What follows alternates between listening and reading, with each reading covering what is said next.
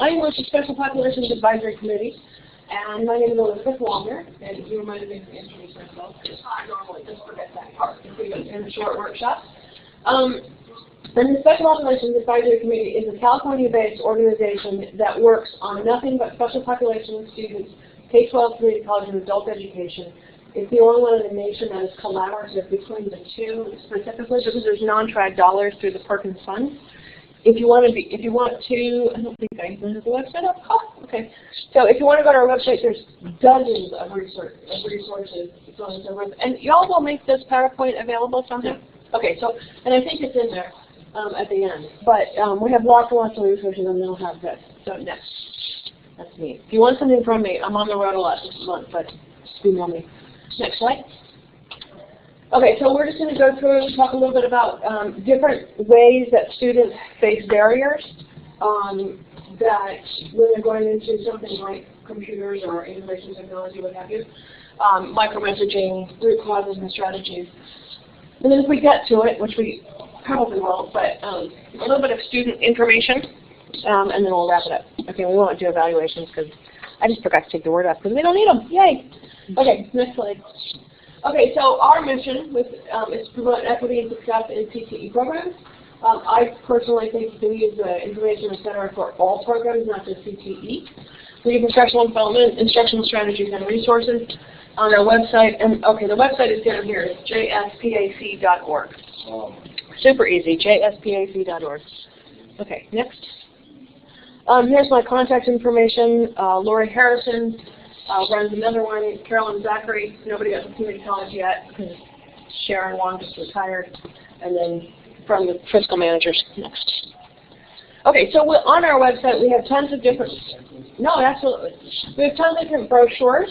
We also have e-seminars. One of the things that we heard from the field was that. Pretty up there. Beers. Was that you all need things that were short and sweet and to the point, because you only had a few minutes to talk to this population and that population, whether it was students or administrators or what have you. And so on our website there are, I think, 6 different e-seminars that are all 16 minutes or under. One on counseling, one on non-traditional, like the whole, what do we do today that in 12 minutes, I think it is. That's one on how to use your data, so on and so forth. And then on the internal barriers, which we're going to cover. I don't know what the other ones are, quite frankly. We also have hundreds of links, which they have to be updated right now, so there's a few that are broken. And then we do professional development activities all across the state of California. Almost all of them are free, and everybody's welcome to participate in everything. Next. Okay, so Special Populations Collaborative. We collaborate with them. They're just from the community college, funded from the community college. But they have tips and tools for educators. So if you are looking to look at non-traditional, recruiting non-traditional students into your programs, non-traditional being by gender, then that is just basically a 4-page cheat sheet of all the different things that have been tried throughout the country and have been met with success. I talked briefly beforehand about core indicators. The state of California, how many of you all work with core indicator reports? Yeah, I've heard. Okay. So the core indicators are ways to track how you're doing within your Perkins programs, which is career and technical education programs. For any school, K-12 through community college, that receives Perkins funds, they have to use core indicators. So it's a really good way to sort of break apart how your programs are doing, who they're recruiting, who they're missing, so on and so forth. Then there's advice on effective practices. Okay, next. NAEP, anybody familiar with NAEP? National Alliance for Partnerships and Equity. Okay, if you're not, you should go. Here's their web address, napequity.org. It's a fabulous, fabulous, fabulous organization out of DC, and they have professional development, they have webinars, they have just a host of different things, materials, brochures, posters, you name it. Technical assistance, lots and lots of long-term training, both on micro-messages, which we'll talk about, and then also in what's called the program improvement process for equity, which is really taking apart your whole program and figuring out where the problems are, looking for strategies, and then putting it back together. Okay, next. Oh, you should be a member. It's only $100 per school, not per person, but per school. It's super cheap. Any of your programs can pay for it. Okay, so students in special populations are individuals with disabilities, displaced homemakers, individuals from economically disadvantaged families, including foster kids, limited English proficient, single parents, and then students who are preparing for a non-traditional by gender career. In California, we use NT as the acronym. In the feds, they use NTO. So either one is meaning the same thing. So what that means is any program in any public institution that has less, or I'm sorry, any occupation that has less than 25% of one gender or another is considered non-traditional. So trucking for women, welding for women, computers for women, nursing and dental hygiene. Dental hygiene, how many men are in there? In dental hygiene? Yeah. 1%. Less than 2%, 0.2%. Wow. Guess how much they earn? 100,000. Between $80,000 and $100,000 a year. I'm like, what the heck is wrong? I mean, this is like such an easy career. I can't even. I'm like, okay, check me in. Unbelievable. So this information's not out there. And then, of course, what do you think for plumbers for women? Probably the same. About 2%, between 1 and 2%. Usually hovers right around 2%. And again, they earn between $80,000 and $100,000 a year. Guess how many secretaries are women? Almost 97.8% the last time I checked. And what do they earn? 34, maybe 50,000 a year. 24. Oh, 24. On Yeah, average, right. $24,000 a year. I mean, crazy, crazy, crazy, crazy. Cashiers. I mean, so all this stuff, and this information, of course, IT, of course, is a really great career, right? Can women do it? Can students of color do it? Can disabled students do it? You know, all of these things work out really well, and so that's kind of what we're talking about for the rest of the hour, right? Next. Okay, so the first step in making any changes is understanding what the problem is. And that's where, when we talk about data, and in the longer workshop we'll be going into data, how to take it apart, where to get it, all the rest. So finding out, first up, is there an equitable balance? All of you know, you're all in IT, there's not an equitable balance of anything, right? Right? Who's in your classrooms? Men? What kind of men? White. All white men? Smart. How about yours? Actually, mostly, well, it depends. My word classes is mostly actually white women. In Word. In Why? Word. Why? Uh, Because where are they going? well, yeah, They're going to get that secretarial position for 24 ranks. well, in part, at least that is true. But they generally tend to be more focused on higher education as well right now than many men. You know what? We're getting the degrees, and we're not getting the jobs. By our own choices as well as bias, right? All right, so is there an equitable balance? We all know there's not. How about in your programs? What are you struggling to recruit? Women. Women, just straight up, all of them. Women. We work with in northern Santa Cruz County and Santa Cruz School Districts in Watsonville. And that's a huge Hispanic population too, yeah? Yeah, it's women. Getting them to... Are you getting Hispanic guys into the programs? Yeah. You are. I mean, they are, by default, right? So it's getting the women to come in and getting the women to stay. Okay. Which are two really, really different things, right? Yeah. You can get them in the door, and then you got to keep them in the door. Got to get them through the programs. Okay, so next, I don't know, you can just click all through them. So looking at your data, make sure it's disaggregated, because again, if you're looking at data that's not disaggregated, you might be missing the fact that it's not just women that you're getting women in, but then you're losing your Hispanic women, or you're losing your Caucasian women, or you're losing, you don't know. I mean, I don't know. You know, you have to really break it down. Are you losing your single parent? Sometimes it's as simple as, you know, we had one school we were working with in Bakersfield, and it was really as simple as their bus schedule made it so that single parents couldn't stay in the program because the last bus wouldn't get them back into wherever their communities needed to be in order to pick up their kids from daycare to get home and make dinner, blah, blah, blah. So all they had to do was shift the schedule a little bit, and their completion rate, so keeping them in the door was really effective. Okay, next. Okay, and then are you meeting the needs of the labor market? You all don't have to worry about that in this area because you're in IT, and there's always a labor market for that, regardless of whether it's in IT or something else, you know. Lots of the students who got degrees go into other areas of employment. Okay, next. But still use their IT degrees. Okay, so once your gap is identified, you figure out why, and then you verify that. Before you make any changes, you need to verify that that is actually the gap, and that is actually why what you think the gap is there. And again, in a longer workshop, we spent a lot of time on this. So there's some simple ways to do it. And then you select strategies, and then you apply the strategy and evaluate and reassess and reapply, right? So you just keep the process going. But if you don't look at your data, then there's no point in figuring out the root causes. So I wasn't going to mention it all, but I can't help myself. It's against my, I don't know, my DNA. Okay, next. Okay, so jumping right into a lot of the reasons why students don't go stay in programs or go into programs. And a big thing, micromessages. New, huge fields of inquiry, research, out of Stanford, out of, there's some on the East Coast of students, and lots of research across the country. But, so they're small, unspoken, unconscious message. Everyone can kind of imagine a micromessage that they've received, right? Anyone think of one? Okay, I'll tell you one that I experienced.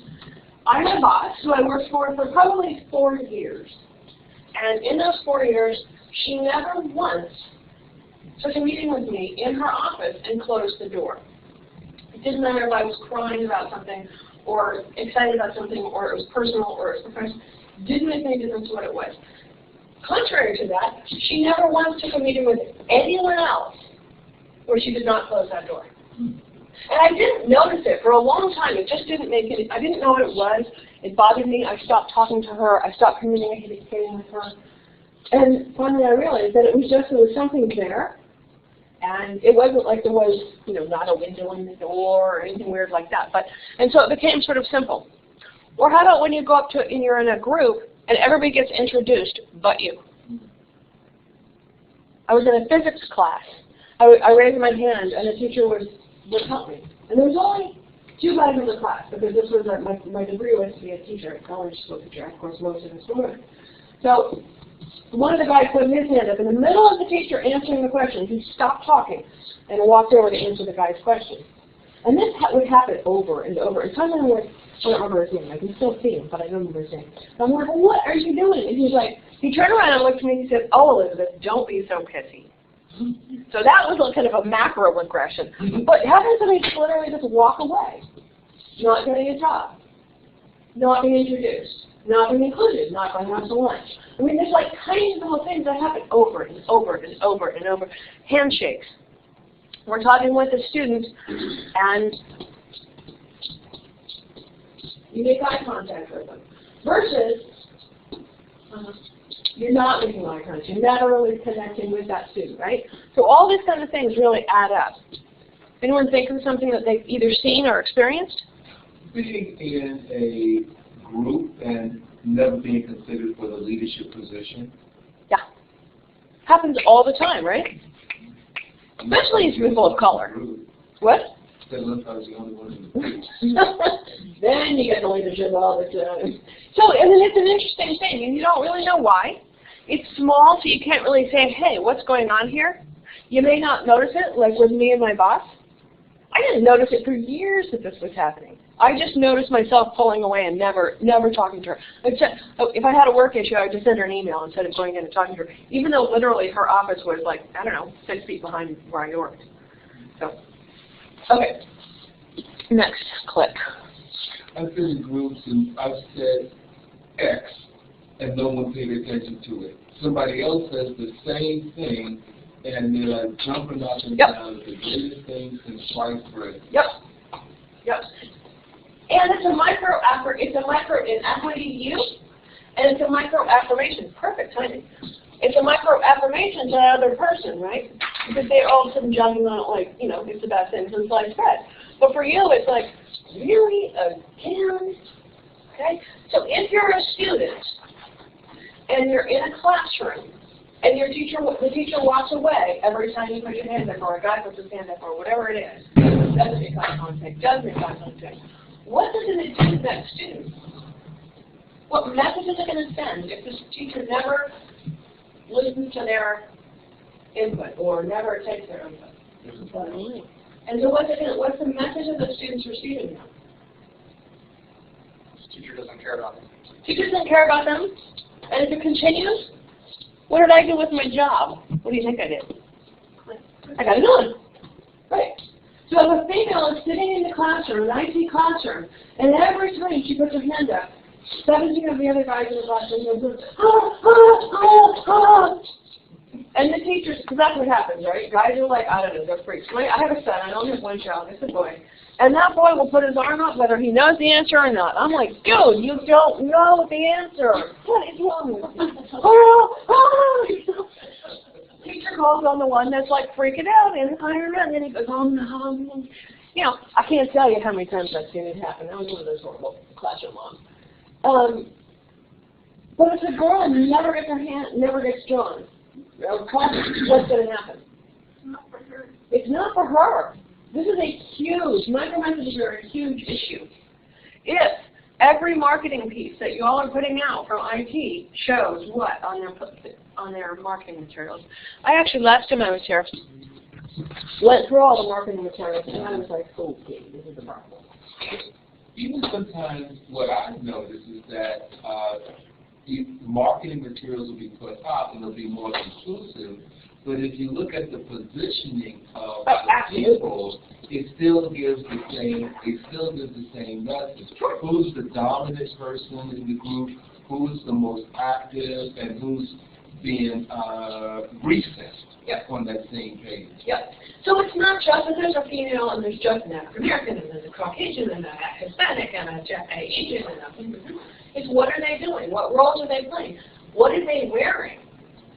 We did this piece, okay, I'm going to tell you, and I'm going to use some language that but we did this piece, and we always wanted to print with it, and somebody went, hey, wait a minute. So these two students, and they're talking, and they were fine. One was Hispanic, one was Caucasian, they were, I don't know what it was, but they were standing in front of a library, in front of the books, stacks of books. And in between them, you could read the titles of their books, and they were all like, all about war and bombing things, and it was just like the most bizarre set of titles. We're like, oh my God. And honest to God, the woman had the biggest breasts I've ever seen. Oh my God. Honest to God, we almost went to friends, and I thought, what is wrong with us? And we're the people that are supposed to be doing this for a living. So it's really important, don't do it yourself. Don't do it yourself. Before you go to print, before you post a website, before you do anything, send it out. In addition to the roles that the people are taking, make sure if there's language, that it's inclusive. Make sure that if it's got text, like printed materials, that even the font and the color and the layout is not super flowery or super like, you know, because quite frankly, you don't want to go to the margins of either end, right? Women don't always respond to, you know, pink and flowers. There's a whole lot of us that don't like, okay, I have pink and flowers right now. But when I was 18, I didn't do either of them. You know, I just didn't. And I'm not that kind of girl. I would much rather, you know, work on a car than clean a house or cook a cake. You know, it's just not me. So it's really important that you start paying attention and that you get a team to help you follow up. Okay, next. So here's some great work, micro-messaging by Stephen Young. He's great. And then anything out of Stanford, if you just go to their YouTube channel for Stanford and Google micro-messages, you'll get just like all sorts of crazy stuff. It's amazing. I love Stanford. All right, next. Implicit bias. So implicit bias is the hidden or unconscious bias that we don't even really recognize. I'm just going to click all the way through. I don't know what the slide says, quite frankly. Okay, so my teacher didn't really think that women belonged in physics, or at least didn't belong as well as men did. So what does that say to our student again? That I don't belong, that I shouldn't be in the classroom, that I'm not as important. Even if I get the degree, am I as likely to apply for the job? If I apply for the job and I get the job, you know, all these things, there are all these stumbling blocks, both with women, with people of color, with students with disabilities, doesn't matter what it is.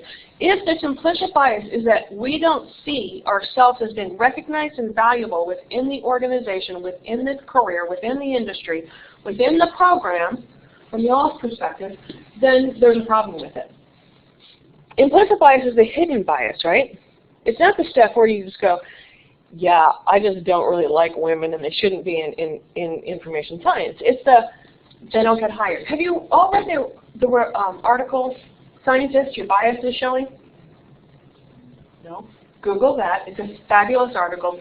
Scientifically proves that this is still going on, both with women and with men, that bias and preference for men is so strong. So what happens if we don't start really recognizing it? We just continue, right? It just keeps going. So the first step is recognizing our micro messages, is recognizing our implicit bias. Here's some great ways. There's the implicit association test. You should all go and Google that and take a couple of tests. And also do it with your students, do it with your faculty, do it with your counselors, do it with anybody who's out there who you're working with. If you're trying to recruit folks in Boston and you're trying to make changes, get your counselors to start taking an implicit bias test and say, okay, so what is it exactly? How do you really feel about women or about people of color or about students with disability? And how is that impacting the way you're doing this? Because until we start having those real conversations, we're not making any changes. Because we can have all the programs we want to, but until we start recognizing our own sets of bias, we're in trouble. I've been doing this for like, I don't know, 17 years was when I first got the job. And it was probably 10 years ago, so 7 years in, that I took an implicit bias test, and I was dumbfounded at how accurate the test was, but also how biased I still was. You know, I grew up in Colorado where the girls did this and the boys did this, and, you know, there were no people of color in my entire community, period. So I didn't really have a lot of bias there, but I sure as heck didn't have any comprehension either. So it took a really long time, and it took intentionality for me to understand and to say, yeah, women can, men can, you know. So it needs to be intentional. Okay, next. All right, so your bias influences self-efficacy. If I am consistently faced with that, so the idea from my instructors, from my counselors, from my teachers, whoever it is, that women don't belong, just clicking, that women don't belong, then it's going to impact my self-efficacy. And self-efficacy is the idea that I can see myself as being successful as an IT professional. So what programs do you offer? What and terminal programs? Like do you work in web design or web design? Networking, security, all of them? Yeah. Oh, I never says it all. God, I wish I had one of you people in my neighborhood. I just like so on to that. Okay, so Lauren says, has a student come, and that student doesn't see themselves as being able to be successful in cybersecurity. They're not going to apply. They may not even know what it means to be in cybersecurity. How many of you think that students know what a computer engineer is or does? I would say about 2. In the state of California. 2 8th graders probably know what that means. What does a computer professional do? I used to work in a program about engineering, trying to do the same thing, recruiting and retaining students from a very low-income school into engineering programs. And the first day I walked in and I asked, what is an engineer? 100% of them, I think, out of, I don't know, there were probably 6 classes of 8th graders, thought it was all about railroads. Thomas the Train and the engineer there. That was where their information came from. So what is there about cybersecurity? What is there about web design? What is there about any of this? And what are the images and the stories that are being told in media that will feed their self-efficacy? Do they see young Hispanic females as web designers or as cybersecurity professionals? So then what do you do? Right? Eloy, okay. So what do you do? How do you change the self-efficacy of your young female Hispanic students in Scotts Valley? Well, Scotts Valley were big Hispanic students in Watsonville. Okay, in Watsonville, yeah. Yeah, well, we started by just kind of seeking out those few, Latina engineers that we could find, and Powerful with students, isn't it? Yeah. It's an extraordinary experience. It's an extraordinary experience for a young female to see a woman who looks like her, walks like her, talks like her. Mind-blowing. Changes in self-efficacy. But going one step further and saying, we get, explain that term, self-efficacy. Explain the idea of micromessages to your students. Explain all of this because it's happening, but they don't have any words to talk about it, to categorize it. So they're just like dumping it into a file cabinet. So, go through and explain it, and then bring this young woman in and say, you know what? She didn't have any self-efficacy either, and now look at her. She's an engineer at Google. Okay? Does that make sense? Okay, so they found that with mathematics, confidence, and gender stereotyping are significant predictors. Does mathematics have anything to do with your industry? How many girls are told that they don't like math, they can't do math, or women can't be mathematicians? It's kind of a regular thing still.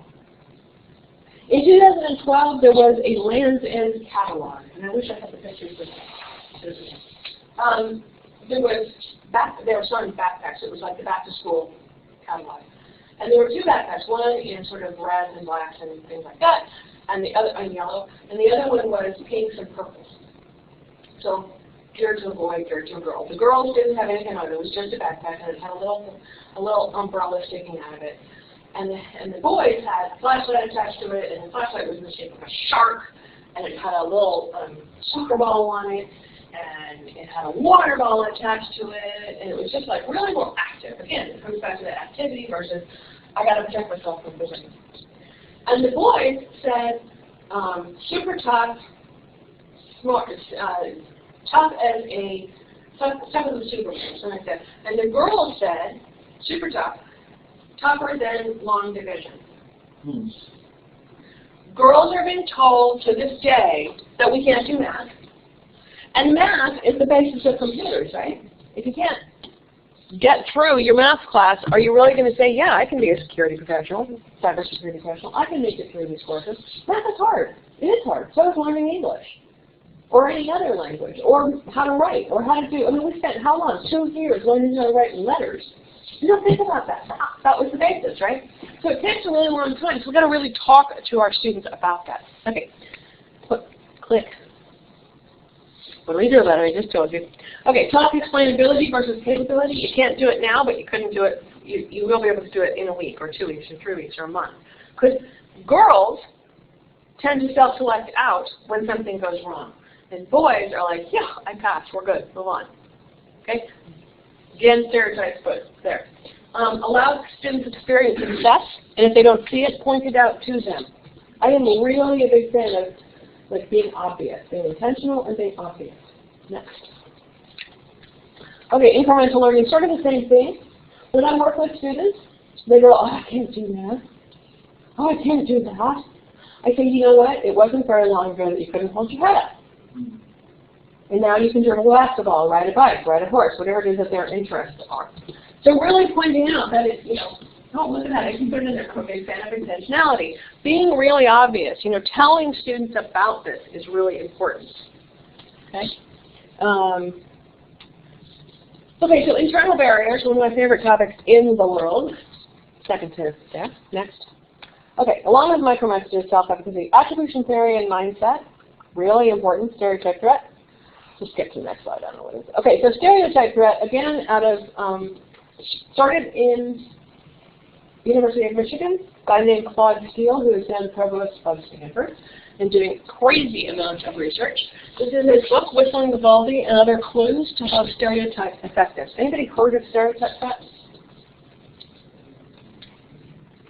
Okay, so Claude Steele is black, African American, and he was, again, they called him to University of Michigan, and they said, hey, we're having all these young men who are coming to the university. They have the test scores, they have the SAT, they have the grades, they have everything, and they're not succeeding. Figure out why. So he went out there and he did a bunch of research, and he came up with a term called stereotype threat. And the idea is that we are all operating under stereotypes, the knowledge of stereotypes. And when I walk into a test, can't remember your name. Clarence. And we sit down to take that math test, or any high-stakes test, it turns out. So math test is best. So we go in there, and I know what about women and math. So we can't do it. We've been told 1,012 times by the time we were 1. They actually have onesies little tiny baby clothes, you know, that snap between the legs kind of onesies, and say, I'm too pretty to do math. They'd have that all the way up to t-shirts and mugs and mouse pads and everything else. And they sell well and posters. So Clarence and I walk in and we go to take the math test, and the first question they ask us is what? What's your name, what's your grade, and what's your gender, right? Pretty much every standardized test on the planet. All of them, right? All of a sudden, what happens, even without me knowing it, is all the stereotypes come to mind. I am up against Clarence, who is a man, and so my grade is up by up to 29%. It works in a whole, so Claude Steele sees this and he's like, yeah, this can't be right. He does it again and again and again and again, and it works with women and men and Hispanics and blacks and Asians and all of us and Asians, quite frankly, because everyone knows that Asians are wet with math. Very good. They're all brilliant. They're born with the ability to do math. I don't know. It's an extra cell in their head or something. I don't know what it is. But so is it true? Well, not all of them. It's not based on their ethnicity, right? Cultural emphasis? Probably. Turns out there's another version of this book which has like spots on the front of it. I don't remember, but it's like what we can do about it. It's called Wisdom Involved in What We Can Do About It, something like that. And it talks about this other guy who did research, and he went out and he's trying to figure out why Asians do so well in school. So he followed them around. Guess why they do so well in school? Spend a lot of time studying. There's two things. They study, but actually African American students, on the whole, according to this guy, study more. Really? Yep. Why do you think Asians do better, though? Cultural effective? No? Well, the man, Competition. No? What? Competition. It's more not competition, but collaboration. really? How many of you have walked into any Starbucks or any coffee shop and seen a whole gang of Asian students studying together? They study in groups. They work on problems together. So there's 10 of us in this room, something like that. We'll each do one problem, and then we'll teach the other 9 students that problem. What has that done for us? I have learned my problem well enough that I can teach you. It multiplies their learning, and it makes it so much faster. African Americans and first-time college students, or first and family college students, they have the whole world riding on their shoulders, right? So they stay in their rooms hour after hour studying and studying and studying, but they're spending so much time going to the back of the book, seeing that I get it right. If not, going over it again. Whereas if they were studying with 10 people, somebody else in that group has already gotten that problem, figured out what you had done wrong, and you have moved on. So that's a huge thing. The other thing that Asians do that the rest of us don't do, they take the class again. They'll know if they know organic chemistry is going to kick their hindies. They can take it to community college, and then they go to UCI and take it. So they've already got it. They've already got the basis of it at the community college for, $76 a class. And then they go to UCI and actually take the class and ace it. And they don't ever have those transfers. They don't claim them, they don't look at them, they're just there. They're just practicing. We don't even do that. It never even occurred to me until I read this book. I'm like, oh my gosh, that is so smart. Yes, your schooling might go a little slower, but better than dropping out or getting kicked out. So it's amazing. So this is a really fabulous book. I highly recommend it. The other book is Mindset. And this is also, guess where she's from? Carol Dweck. Stanford. I don't know what they're doing out there, but they got them all. So Mindset is the idea that there are 2 kinds of brains, basically. And she was not looking for this. This was not her hypothesis. But she came up with the idea that there are 2 mindsets. And this should be talked about and taught, and it's easy to teach it. She has a whole program in it. There's the fixed mindset, and I know you all know these students. My son is one of them, unfortunately, who says, I am really smart, and my brain is this big, and anything that disproves that, I will not do. So they do not take on challenges. They do not like to do homework. They do not like to practice, because if they have to practice, that means they're not that smart, or they're just not that gifted. I have 2 nephews. One has a fixed mindset, and the other has a growth mindset. Those growth mindset kids go out and seek out challenges, and they practice so hard, it's ridiculous. My fixed mindset nephew is brilliant at sports. The kid at the age of 2, literally, could throw a tennis ball over his house. At 2, accurately, no less. He was freakish. He's a little freaky. The other one is not talented, is not gifted in terms of sports. But Because he wanted to be better than his little brother, he went out there every day. He kicked his brother's butt so many times on the basketball court, it was ridiculous. Because he practiced, and he practiced. And the other one, the little fixed mindset, was like, I am so good I don't even need to practice. And he was kind of cocky about it. So he didn't really make teams, the other one. So you can really see that this book is amazing. Again, Sean Carell and Carol Dweck, both of them amazing pieces on YouTube. Mindset is there's a website, really easy to teach students. Really great way to get students to go, yeah, I can do that. Yeah, I can be in these courses. So they have interventions that take an hour and last 3 semesters. That fast. Okay, next. I would recommend all of this. Okay, attribution theory. I sort of touched on this, but women and men attribute the successes and failures differently by and large. So, Eloy, I'm sorry. Okay, so Eloy and I go in and we take a test. And we both fail the test. He's going to walk out saying, it was the teacher's fault, he didn't study, he's got a hangover, the teacher didn't cover it, the test was done for anything, but it was him. I'm going to walk out saying, I'm not good enough at this. I need to find something else. I'm going to go and do something that is more appropriate for me, yada, yada, yada. We both failed the test. We have completely different reactions to it. A week later, because I haven't dropped the class, we go in, I worked my butt off, he worked his butt off, we both aced the test. I'm going to walk out saying it was the teacher. She really covered the material well. Or I just studied so hard, or whatever. I'm not going to internalize those successes. And Eloy is going to say, yeah, I'm just that good. You know, he's just going to go, yeah, this is it. So, are either one of them true? Girls are not that good and boys are just inherently amazing? No, but it is messages through television, through whatever media we're picking up that they're getting, right? So what can we do about it? Well, one of the things is to reverse the micro message. Yep, change the micro message. Yep, changing your micro messages is pivotal. Really, really, really, really pivotal. Tell them about attribution theory. Tell them. When a woman goes in and takes a test, and again, Eloy and I go in and we both take the test, we get our grades, for the end of the semester grades, and what's the passing grade at your school? 70. 70. So we both got 70. He's going to say, yeah, where's the next class? Sign me up. I'm going to say, gosh, you see, I'm not really good at this. I can't do it. 70 is a passing grade. And when you couple it with incremental learning, you start learning again and again, and you get better and better and better. You may learn at a different pace. You may learn differently. If I took my final 6 weeks after the last class, I would get at least a letter grade higher than I do when I was in school. Because it takes me a really long time to sort of ruminate and percolate. When I write a paper, when I do anything like that, I read everything that I need to read, and then I wait like 2 weeks. And then I sit down and pound it out. It's just the way that I work. I don't know. So, really important. 100% of female students who drop to class because of difficulty believe that the ability to succeed in engineering was inherent. Is that true?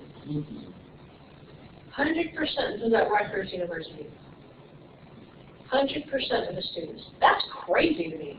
There is just such a message that we're sending that this is an inherent and informative. Yeah.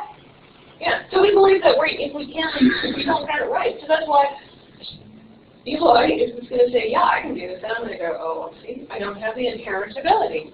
I'm not good enough at this. So it's a really different message, and we really just need to start having these conversations with our students from 8th grade, 7th grade, 6th grade, up, all the way. Every time we see them. Okay, next slide, or next whatever. Okay. If this is inherent theory, I believe the person is saying even more so that not that it's difficult, but that I wasn't born to do Yeah. this. Even if I try Forever. as I possibly can, I will never be able to do it because I wasn't meant to do it. Right. Right. And that is the message that we're receiving, that women and minorities and all these people, lots and lots and lots of our students are receiving. Okay, just for a brief second, tell me on television, you're in the Hispanic community, tell me on television and movies what jobs are available, based on what we see in the media, for Hispanic females, based on media. What? Maids. Maids.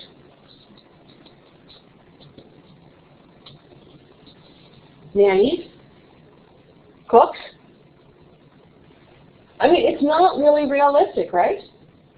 There aren't very many Hispanic women who are portrayed as computer security folks, who are portrayed as. And if you find some that are, highlight them to your students. Highlight them. Have them in your classroom. Have examples. It won't end this problem, but it's one part. This is a multifaceted attack.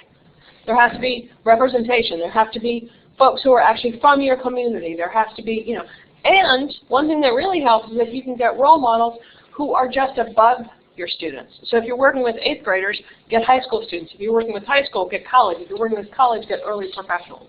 Okay? All right, so academic proficiency is, just go ahead and click through a whole bunch of them because these are just a bunch of good people. Where's the next one? Okay. So academic proficiency is seen as one of the most important pieces in terms of recruiting and retaining women into your programs. And if women don't see themselves as academically proficient, or they're not getting the support in whatever regards that means, then they're not going to be academically proficient, correct? If they bought into the myth that women can't do math when they were in 7th grade, or more likely like 5th grade, which is when it really starts showing, late elementary, early middle school is when it really starts kicking in, then by the time you get them in middle school, high school, and college, they're sort of like, it's a lot harder. So the supports need to start early. They need to start often. And those conversations about incremental learning and the myths and the micro-messaging and all that needs to happen. It needs to be intentional and vocal. Access to and participation in STEM. If girls are not playing with blocks and Lincoln Logs and Legos, and you all seen the Legos for girls? You should go to Target. It's a trip. They're like shopping malls. Literally. They're not spaceships and pirate ships. So make sure that the access and the participation is there. Mattel did a great job. They were very smart in making Legos for girls. They were, because they doubled their sales, right? It's a great way to do it. But they are not very intelligent. Is the curriculum that you're dealing with in your school, is it gender neutral? Is it racially neutral? Is it ability neutral? Is it, does it support the growth of all of the students? Okay? Instructional strategy, same thing. Again, do you have a professor who only calls on females, or only calls on males, or never calls on disabled, or never calls on classroom and school climate? Aside from the fact this room is freezing, if this were my classroom, and I wanted to recruit and retain women and students who are underrepresented, I would have examples of those all around my classroom. It would be a constant thing. They would be constantly seeing it. They would have explanations of self-efficacy and attribution theory and all of that. You can print out posters at the Kinko's for $5 and have them all over the schools, all over the recruitment centers, all over everywhere the students work. And then, of course, I would target support services to the students who really specifically needed them. And again, going back to the very beginning, without data, you don't know where they need to go. Okay, next. Bias and internal, we talked about that. Persons of difference, it's really important that we talk to all of them. Really, really important, as we all know. Next. Educational issues, we had this, we already talked about this. Next. Okay, so career information, this is huge. I particularly think we talked about this very briefly with the IT profession. Students genuinely don't know what it means. They don't know what an IT professional is, particularly students who are from underrepresented areas, low income, things like that. If their parents aren't in it, an engineer is somebody who drives a train, not somebody who builds things. The first thing that we would do is say, find one thing, name one thing that's not touched by an engineer. There is nothing, right? The air is cleaned and cooled and heated, and the water is piped, and tracked and cleaned, and so everything that we do is touched by an engineer. Everything that we, and every engineer and everything else is touched by computers, right? And there's nothing on the planet. You can't order a cheeseburger without it anymore. So it's really important because they're not getting that information. Go ahead and click into materials, early intervention, and then the characteristics of an occupation. You have to start disabusing the students of what the characteristics of the occupation are. You know, I think there is a difficulty in that computers, if they're in particular industries and they're up against deadlines, they are working 18 to 20 hour days, right? I mean, they're just massively, they're there. I have a friend who's a computer engineer, computer programmer, and she was working on the insurance website through the Obamacare for Nevada, and they were like there all the time. It was ridiculous. You know, they got no days off. They got no vacations. They got for like 6, 7, 8 weeks. So, you know, that's not going to be really conducive to being a parent.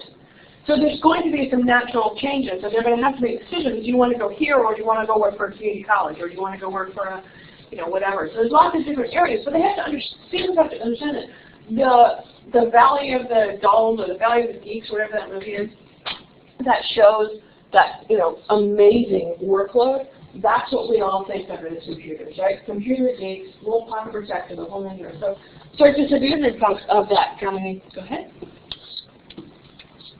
Media, we talked a little bit about that. Peers are really important, but families way more important.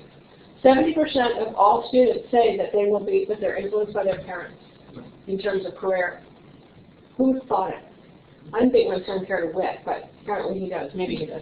So make sure that you get the families on board. If you're trying to recruit young students into a program, make sure they're family, whether it's their parents or their guardians, uncles and aunts, depending on who they are. Media, change it. Anti-marketing campaign. Peers, role models, mentoring we talked about. Collaboration. Collaborate both up and down the pipeline. So you're recruiting what age? So we partner with community colleges, so they're recruiting, you know, kids out of high school. Okay, so college. So they need to be going down the pipeline. They need to be going to working at the high schools and middle schools, because those are your students in a year or 2 years. And you will see the pipeline start really becoming a lot more robust if you start changing those kids, who of course are a lot easier to change as well. And you can have access to their parents and their families and things like that. And then also up into 4-year colleges and saying, okay, so how do we need to close that gap? Because every time that there's a shift, from middle school to high school, we lose students. From high school to college, we lose students. From college to 4-year, and from 4-year to industry, there's big gaps in those transitions. So working both up and down and getting everyone to do that is really important. Okay, nice. Okay, so we're not going to go through this, but basically 80,000, what do you think that means? If I'm talking to students. $80,000. Yep. The minimum number of hours they're going to work in their lifetime. And when you say, when I was at where I met you last time, I was in this huge, there were 7,400 students that came through this giant, I don't know, college thing or something. And I was talking to the students, and when you say 80,000, and I'm like, do you want to choose a career you like? They're like, oh, yeah. One that pays you well? Oh, yeah. You can really start turning heads, but kids don't know. Okay. 80,000 hours? Yes, and that's minimum, right? If you're working only 40 hours a week and only for 40 years. How many of you work more than 40 hours a week? How many of you had a job that you didn't like? How many of you had a job that didn't pay you very well? How many of it was the same job? Right? So we want these questions to come up. We want to be talking to kids this way. We want to say, you want a job that pays you well and that you love. And you want to balance, because sometimes, you know, you really want to be a rock star, but you're not really going to make it. So maybe a music teacher and making $50,000 a year instead of a broke rock star, you know, or somebody who's, you know, but whatever. You got to figure out that kid needs to make decisions. I would have walked across hot coals and, you know, whatever, because I had a baby. You know, so for my parents, that's a much different ballgame than I'm going to go be a rock star because I don't have any kids, so I don't really care. But, you know, I have family obligations. So those considerations need to come in. And so this whole thing, and again, it'll be up there, so, but it'll give you all sorts of resources and places to go and, you know, all the rest. Great things. Okay. All right, so I apologize we ran over. We, of course, didn't go through it all, but hey, you know. Thank you. Thank you so much. I appreciate it. And my email's in there. If you have anything that you need from me, please let me know.